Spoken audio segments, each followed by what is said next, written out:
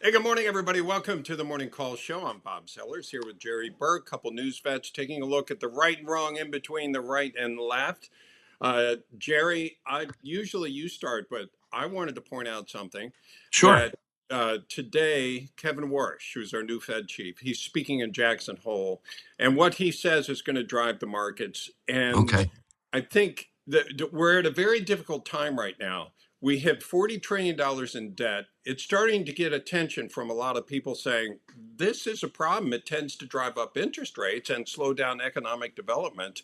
And we know there's a lot of money being spent on AI and on the data centers and that sort of thing, which is kind of driving the economy and driving the stock market right now. But inflation is bad, and we're not growing ourselves out of this. Let me show you an example. Remember, that's what we heard from the administration. We're going to grow ourselves out of this debt. The debt this year is going to be bigger than it was last year. And let me show you over the past 12 months real GDP, 2.1%. Uh-huh. That's less, by the way, than Biden, especially what he inherited, Trump. And the federal debt up 9%. Now, those numbers, the 9% can go up or down depending on, uh, in September, there tend to be payments to the government. But the point is, we're not growing our way out of this. Our debt is growing faster than our economy is. So we've got a problem. And right now, we have Kevin Warsh is under pressure to stop inflation, which is not under control, and to lower interest rates, which is what Trump wants. Those two don't go together. Mm. Yeah, is that right? So the market's been doing pretty good this week. There's been a lot of green on the screen, as they say. It's had a pretty good year. I mean, it's been good. A lot of the money being spent on data centers, on AI, it's driving a lot of investment. Earnings have been good. So, two things can be true. What I'm saying is true, and the stock market can go up. Now, the criticism is stock market goes up for people who own assets. The average person in the K-shaped economy, not doing as well. But Mm. those that are owning stocks, that's great. And that's a lot of people with 401k money. They always like that going up. One criticism is it doesn't include everybody. And then the other criticism is, yeah, but those are inflated dollars because inflation is so high. It may go up, but so's inflation. So you have to Well, make more to keep up with inflation. can you explain what the K-shaped economy is? Basically, it's like if you have everybody, the world is going up together, everything's, but what happens when some people do well, some people don't? That's kind of the Yeah. K. So the K indicates that there's some people that are not keeping up with some others. Mm. You could call it a have and have not economy, but the typical term these days is K shaped. Yeah. Okay. Um, I have a couple of. Before we move on, though, what do you think Kevin Warsh is going to say today? If you He's, had a crystal ball. if I had a crystal ball, he would say we have a strong economy and we still have a challenge of achieving the 2% inflation goal, which we're not anywhere close to. But we're seeing signs of improvement and we're starting to get there, and we will keep our hands on the wheel, and we will do whatever is necessary to maintain the stability of the markets and to fight inflation and to ensure full employment. He's going to say stuff like that. He also is a big believer in the markets, that the markets should determine what happens more than the federal government or the independent Federal Reserve, Yeah. uh, raising or lowering interest rates or buying. But he's also got a problem with Treasury Secretary trying to get down interest rates, or what they look like, by buying long-term treasuries, making it look like mortgage rates are coming down. Mm. That's typically not the kind of activity that comes from the Treasury Department. That kind of activity would typically come from the Fed, and it's not happening. Yeah. Um, so I think he's going to walk a fine line. And I Yeah. think by Monday, unless you cover business by Monday, nobody's going to be talking about Right, true. Well, we'll see what the day brings. 9/11 is fast approaching. it. It The is it'll be the 25th 25th. commemoration, I guess you would call it, not Hmm. certainly not a celebration or an Or anniversary observance. or observance.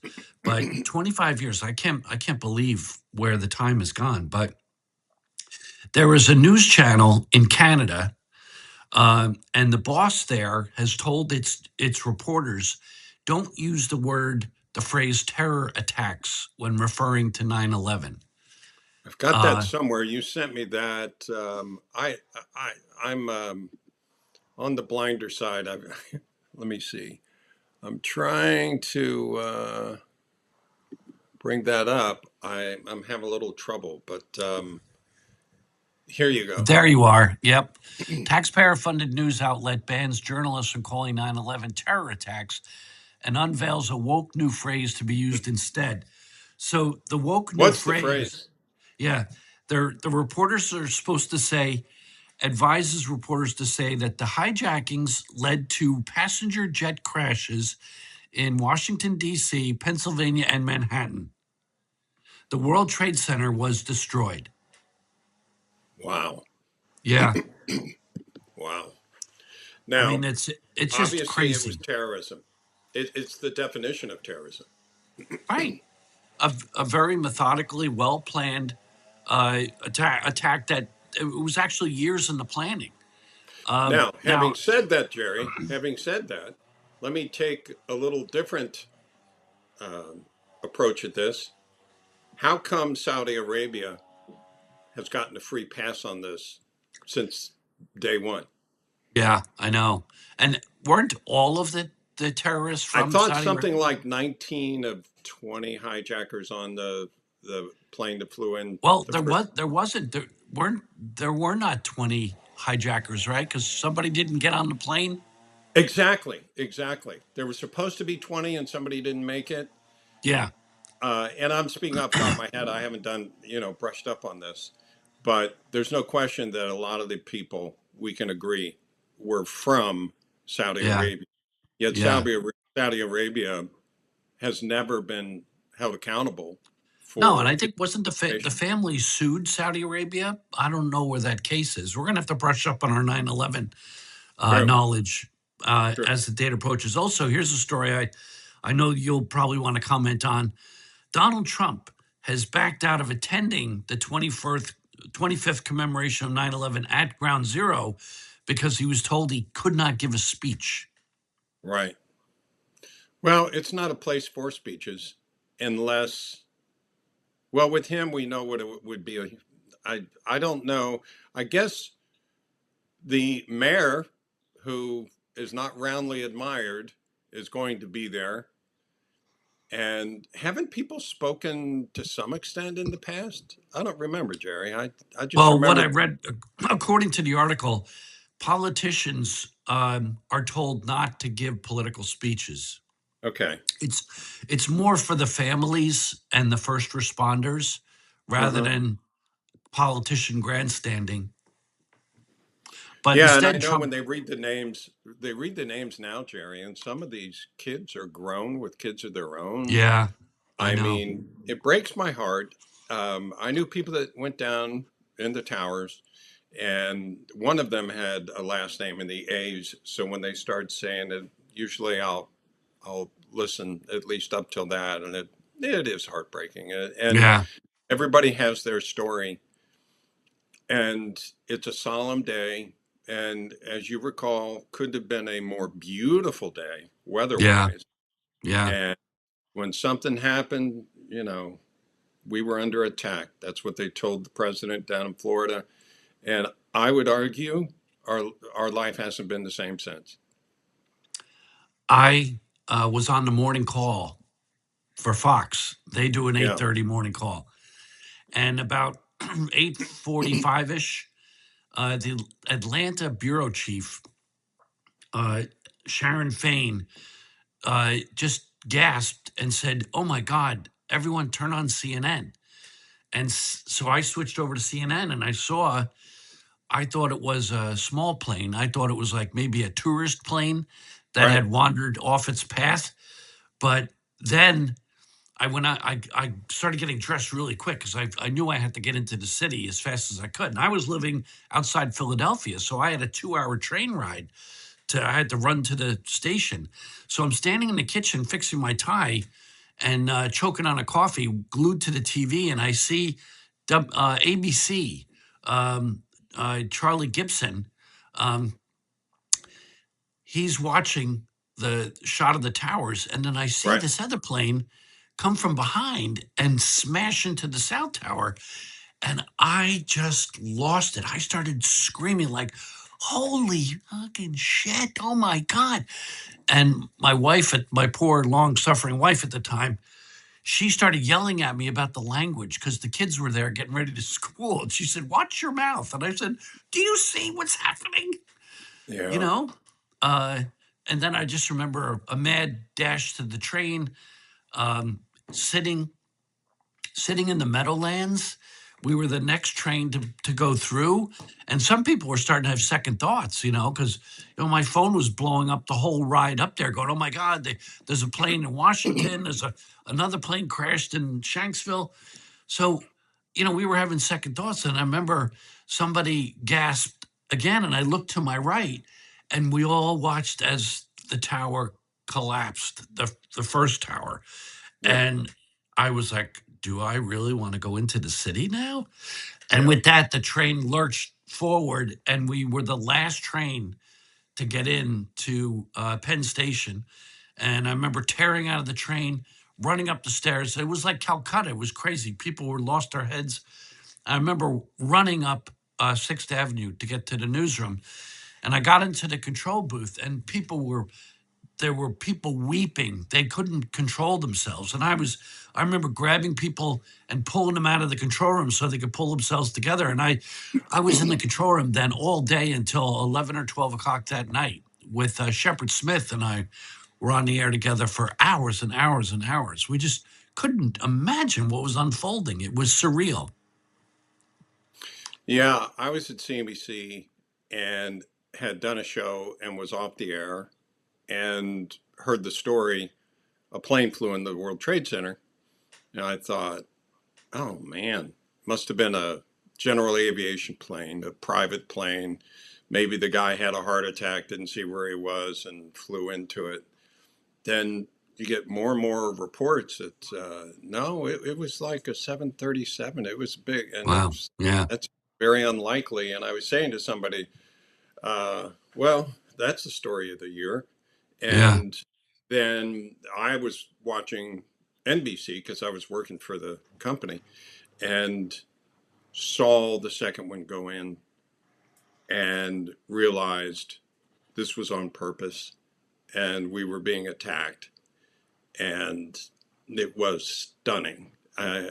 And then I said to somebody, now it's the story of the century.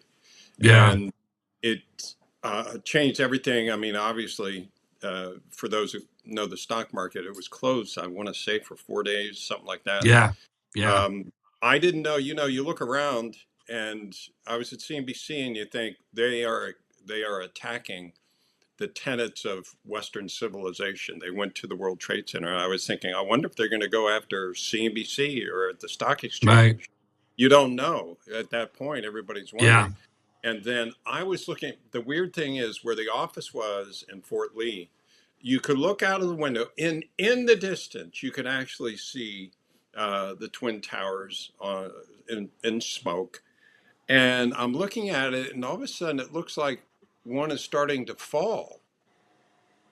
And I look at a monitor, and sure enough, it was. And it was like people were kind of speechless because everybody by that time was kind of in shock.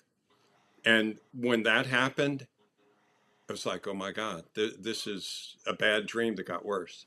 I know. And yeah, things changed. And we'll talk about it more as 9/11 approaches, of course. But that was a remarkable experience. And to Yeah. think of the event as becoming political, I don't want it political. I don't want to hear Trump give a political speech. I don't want to hear Mamdani give a political speech. I don't want to hear anybody give a political speech.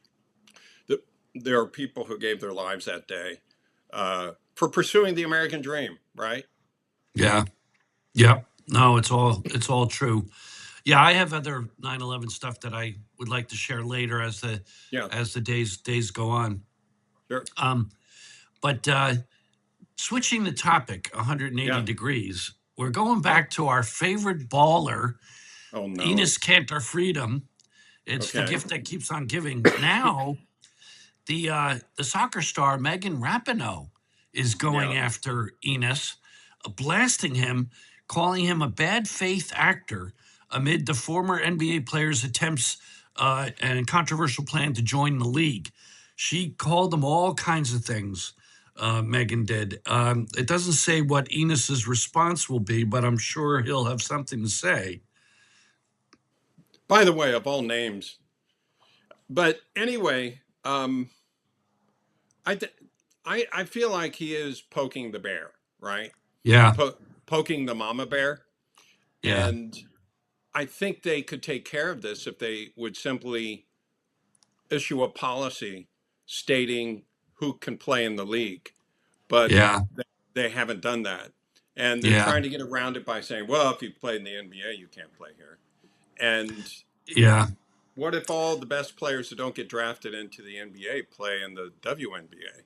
Right. I mean, No, what is it's your regulation you that know would the prevent that? salary. It's a good salary. Even though Well, even it though it's is a now, thanks to Caitlin Clark coming in. Now, all the other girls that were there said, we've been playing since 1997. We're better than she is.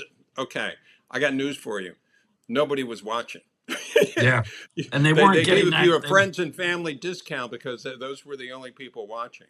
And then it got more interesting. And now people are watching for the politics. Like you said, record Yeah. ratings when Enos Oh Cantor yeah, was. yeah. Record TV ratings. But They're I think now. you and I touched on it, and it's a touchy topic. I think they must have some trans in the league now, I know. and they don't know how to deal with that. And Yeah. I'm not saying, but I personally don't believe they should have trans in the league, but they should at least issue some kind of guidance as far as what the rules are, or this Yeah. isn't going away. I know. I know. I'm with you. I can't get that video out of my mind that you showed me the other day. Uh, Of the alleged woman. Yeah, the alleged woman player. Um, but anyway, what is being called the WNBA's most glamorous player, Cameron Brink. Does not sound familiar. Yeah, I don't know her. She has come forward and labeled Enes Kanter Freedom a piece of shit Okay. for his attempts to join the league. So Hmm. he's not making a lot of friends there. Well, you know what's interesting, Jerry, is the topic of the WNBA. What would be interesting if somebody could do a study to find out of all the stories that are written about the WNBA, and let's start with a baseline of going back a year ago, Yeah. 2 years ago, let's say 2 years ago, and now track how many of the stories now are about politics. Oh my God, it's got exponential. Exactly.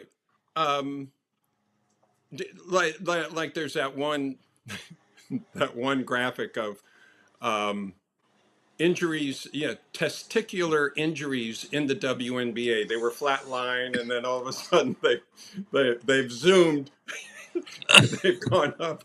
You know, it's I think that they've become the focus of politics instead of the game they're playing. Yeah. And by the way, the game they're playing is pretty interesting. Caitlin Clark is a good ball player, and she's not the only good ball player. I wouldn't even say that. And some argue she's not even the best on her team.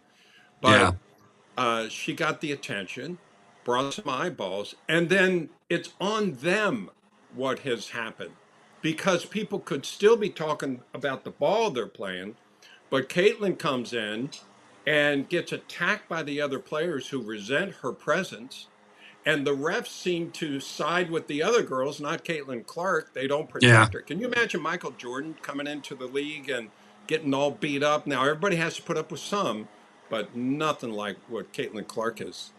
Now, does she annoy people by doing this a lot? Yeah, okay, I get it.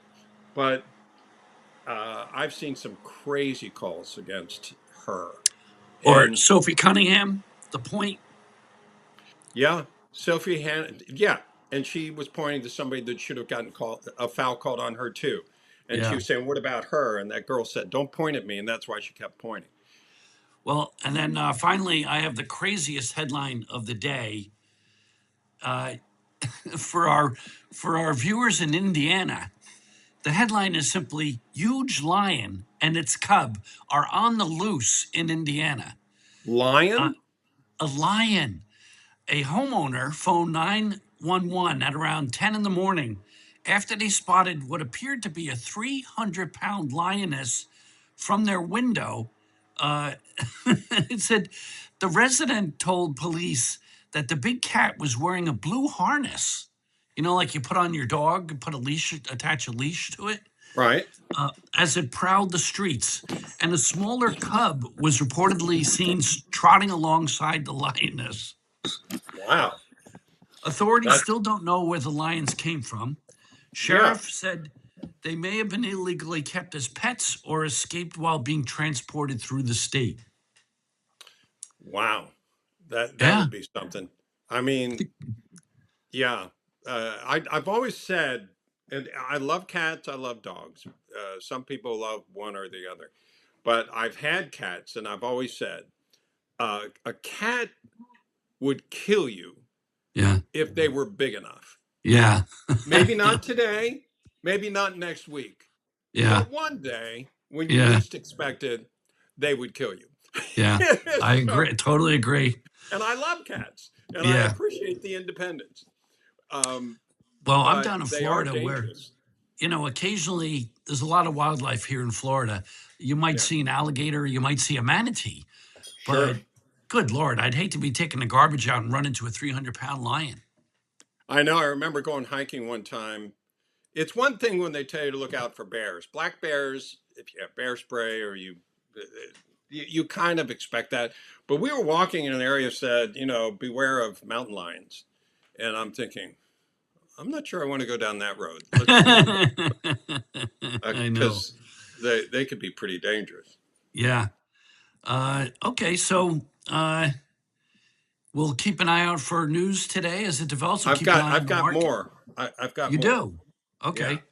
Let's see if I can. I always have the challenge of calling up what I want. I've got to figure a way to Okay. show this. What is this one? No, that's the Trump problem. Yeah. Okay. Let's say, okay. DHS had said there were almost 16,000 names in Nevada that were illegally registered to vote. And so Nevada said, really? Show us. The manual count came out with 185, and even those were questionable. So That's a big difference. we go from 16,000 to 185. Let's say all 185 were legit, which I don't believe for a second. Um, what is the Republican ecosystem going to remember? 16,000. What got the headlines? 16,000. What is the narrative? Illegals are voting across the country. What's the reality? No, that doesn't look like it's the case. And so this is always a challenge, I think, to deal with the process of running for office that I'm not saying they don't do it on the left, but I know they certainly do it on the right, is throw out a crazy number. People respond. They send their little online warriors out to battle for the GOP based on false information. And when it Mhm. gets corrected, they don't necessarily pull back or change the argument. Yeah. And again, I'm not saying that doesn't happen on the left. I'm just saying that this is an example. People are going to remember 16,000 in Nevada alone. It wasn't true, but Mm. that's where we are. And that's very Yeah. frustrating to me. As a journalist and as somebody who considers himself politically in the middle, I don't like seeing this. And I think you and I would both agree. If you're illegal, you should not be registered to vote. You should not be Yeah. voting. And if you are, you should be thrown in jail. I'm perfectly fine with that. Yeah. But at least give us some legit numbers.